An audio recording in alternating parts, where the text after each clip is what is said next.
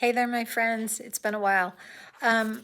So, in high school, I have found that what students need most is for me to talk about the literature that we're reading and kind of help them process, especially with the high level vocabulary and the old fashioned language. The stories that we're reading can be pretty confusing. So, anyway, we're just starting Frankenstein. And what I wanted to do was kind of sum up letter one. So, I'm going to get to that. Robert Walton is the first narrator. Okay, we're going to have a few narrators in Frankenstein, but Robert Walton is the first one. And he is, in the beginning, writing a letter to his sister Elizabeth, who we don't get letters back from her, but that's kind of irrelevant. He is telling her about his adventures on his quest to explore and discover the North Pole. And so it starts out, first paragraph, you will rejoice to hear that no disaster has accompanied the commencement, blah, blah, blah. She thought he was going to fail. He's doing great. He says, I'm already far north of London.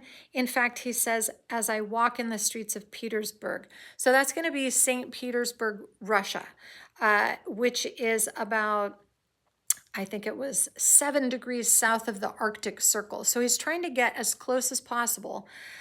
He says, I'm getting hearty. I'm traveling about. I'm starting to dress like the locals in fur. And he's talking about it like, oh, I'm being so successful. Everything is great. Then he goes into talking about, in that big long paragraph, the second paragraph, I may there discover the wondrous power which attracts the needle. So here we're talking about like making a compass work. You know, if you've used a compass, then you know that the magnetic north is what pulls that needle. So he wants glory and to be recognized for his accomplishments. And he uses things like it attracts the needle and may regulate 1,000 celestial observations that require only this voyage, blah, blah, blah. He's talking about shipping and navigation using the stars and how people don't need to do that if they can navigate with a compass. And so these are my enticements, and they are sufficient to conquer all fear of danger or death. So he really is not afraid of dying. He wants to get the glory for discovering. He also, later on in that very long paragraph, says, I shall confer on all mankind to the last generation by discovering a passage near the pole to those countries. This is, remember, being written in the early 1800s. And if you think about what's happening in the United States at the time, the early 1800s, that was the Lewis and Clark expedition.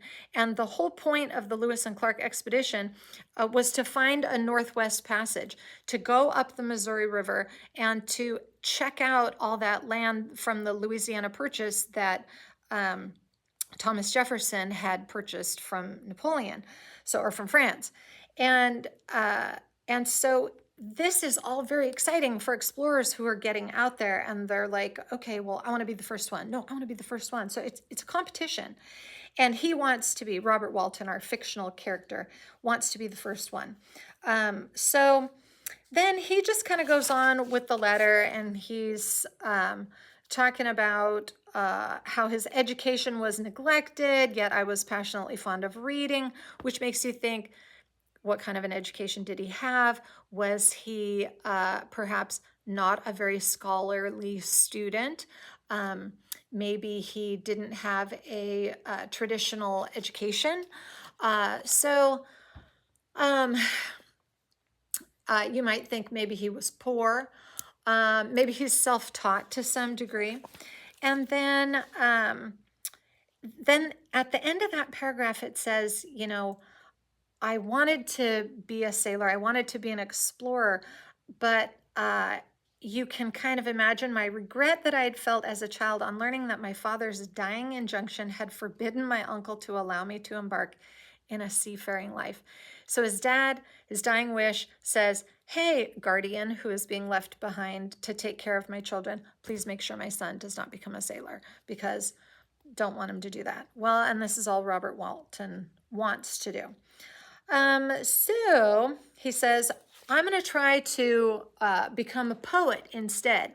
And then he even compares himself to Homer and Shakespeare. And it's like, okay, you're not going to become a Shakespeare. Nobody is. So he says he failed in that. 6 years have passed since I resolved on my present undertaking. That means he has been doing this for 6 years, preparing his journey. Like it says down below, I have been on whale fishing expeditions. I voluntarily endured cold, famine, thirst, want of sleep. It means I stayed up late. I didn't eat. It's very difficult out here up in the Arctic Circle on a whaling expedition. He's been studying things at night to try to become like more educated so that he can be a good planner for his own trip when he leads his expedition. And then when in the paragraph where he switches over, and now, dear Margaret, do I not deserve to accomplish some great purpose? He thinks he's worthy. My life might have been passed in ease and luxury, but I preferred glory to every enticement that wealth placed in my path. This is going to be important. We're going to talk about this later on. It's a motif that kind of comes up again and again, this search for glory. So he says a little bit more, kind of revealing his inner self in that paragraph. My spirits are often depressed. Wait, at the beginning, he was just saying, everything's fabulous. And then he says, my spirits are often depressed. So he's kind of covering up in the beginning, everything's great. And then he really gets into the letter and he's like, you know what? This is really hard and it's difficult. And I'm supposed to be the leader and I have to like cheer everybody on. And that's going to be difficult.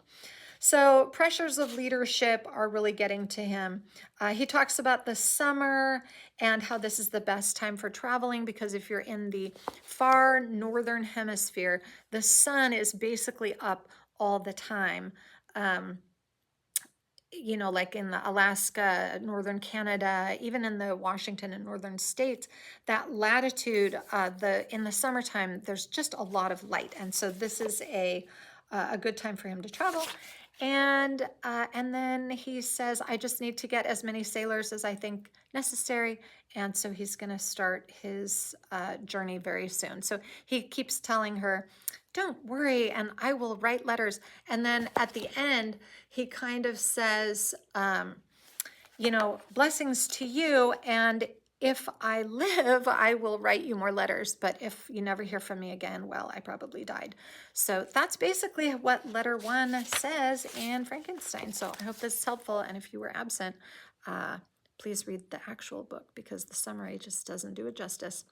See you on the next one. Bye for now.